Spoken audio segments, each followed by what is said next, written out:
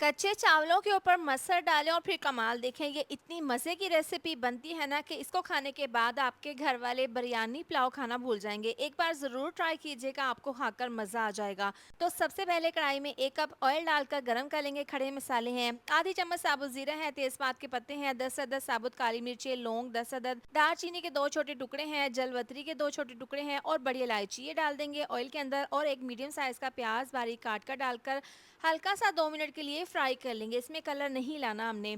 तो जैसे ही प्याज हल्के से नरम होंगे, इसके अंदर डाल देंगे 1 अदद टमाटर स्लाइस में कटा हुआ, साथ में 2 चम्मच फ्रेश लहसुन अदरक का पेस्ट डालकर हल्का सा इसको मिक्स कर लेंगे। स्लो आंच पर आपने इसको पकाना है। इसके बाद इसमें स्पाइसेस जाएंगे, 1 चम्मच नमक डाल देंगे, आधी चम्मच कुटी हुई लाल मिर्च, आधी चम्मच पिसी हुई काली मिर्च, 1 चम्मच जाएगा धनिया पाउडर का। ये मसाले डाल देंगे और यहाँ पर इसको हमने हल्का सा भून लेना है। इतनी देर में आपसे रिक्वेस्ट है, वीडियो ज़रा सी भी अच्छी लग रही हो तो वीडियो पर प्यारा सा कमेंट लाजमी कर दिया करें। थोड़ा सा मैंने पानी डाल दिया था ताकि प्याज टमाटर यहाँ पर हल्के से नरम हो जाए और मसाले अच्छे से पक जाएं।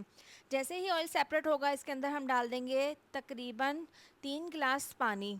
क्योंकि 2 गिलास चावल के हैं तो यहाँ पर आधा किलो चावलों को मैंने 1 घंटा पहले अच्छे से वॉश करके भिगो कर रख दिया था। और 1 कप है मसर, इनको ना धोकर मैंने 10 मिनट के लिए बॉईल कर लिया था ताकि ये चावलों में कच्चे ना रहें। तो उबले हुए मसर चावलों के अंदर डाल देंगे, 4 से 5 अदद हरी मिर्चें, 1 कप इसमें डाल देंगे दही का।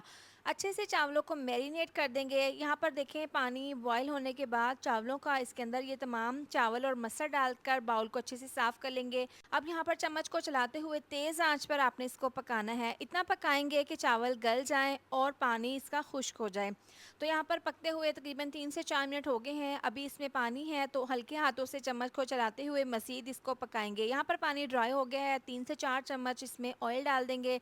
इससे ना आपके चावल बहुत ही खिले खिले बनेंगे। इसको 15 मिनट के लिए स्लो आंच पर दम पर रखेंगे। माशाल्लाह से 15 मिनट के बाद आप देख सकते हैं इसका एक एक दाना चावल का खिला हुआ मोती की तरह चमकदार बना है और जायका भी इंतहाई ज़बरदस्त बना है। तो इस रेसिपी को ज़रूर ट्राई कीजिएगा, सबको खाकर मज़ा आ जाएगा। इस मज़ेदार सी रेसिपी को ज़रूर ट्राई कीजिएगा और अपना फीडबैक ज़रूर दें कि आपको ये रेसिपी कैसी लगी है। अल्लाह हाफिज़।